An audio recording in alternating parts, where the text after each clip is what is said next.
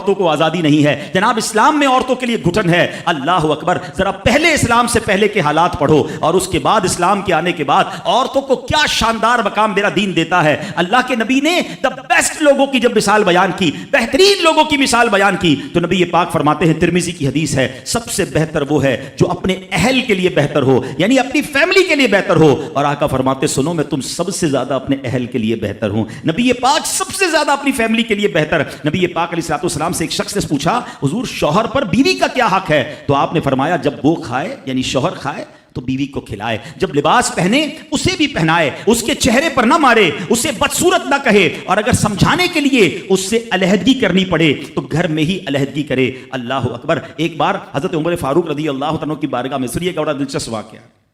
سیدنا عمر فاروق کا کتنا بڑا نام ہے، آپ کے جلال کی، آپ کی عدالت کی مثالیں دی جاتی ہیں، بڑے بڑے لوگ آپ کے سامنے تھر تھر کانپتے تھے۔ آپ کا گھر میں انداز کیا تھا؟ ایک شخص آیا کہ میں حضرت عمر کے پاس جاؤں اور بتاؤں میری بیوی جو ہے مجھ سے اس طرح بات کرتی ہے، اور میرا وہ انداز نہیں ہوتا جو شوہر کے سامنے ہونا چاہیے، ہوتا ہے گھروں میں ہو جاتا ہے۔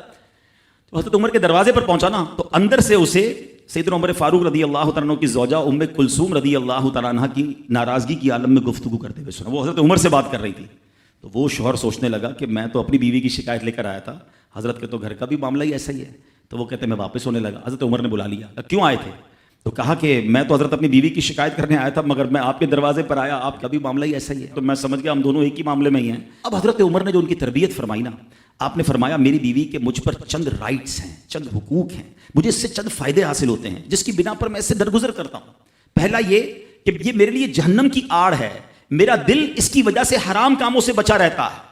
نمبر دو، جب میں گھر سے نکل جاتا ہوں یہ میری خزانچی بن جاتی ہے، یعنی میرے مال کی نگہبان بن جاتی ہے، میری دھوبن بن جاتی ہے، میرے کپڑے دھوتی ہے، میرے بچے کی پرورش کرتی ہے، میرے لیے روٹیاں اور کھانے پکاتی ہے۔ تو وہ شخص کہتا ہے یہ سارے فائدے تو مجھے بھی اپنی بیوی سے حاصل ہیں، تو میں تو کبھی درگزر سے کام نہیں لیتا، وہ مجھے کہتی میں اسے لڑنا شروع کر دیتا ہوں۔ کہتا آج آپ کی بات سے نصیحت مل گئی، اب میں اپنی بیوی کی چھوٹی موٹی باتوں کو میں بھی درگزر کر دوں گا۔ کتنی پیاری بات بتائی، ہم وہ ساری باتیں بھول جاتے ہیں، ایک غلطی پر پکڑ لیتے ہیں، ایک غلطی پر ڈانٹتے ہیں، ہر غلطی پر جناب ایسا نہیں ہوتا، ہر غلطی کی سزا سزائے موت نہیں ہوتی ہے، ہم غلطیاں نہیں کرتے۔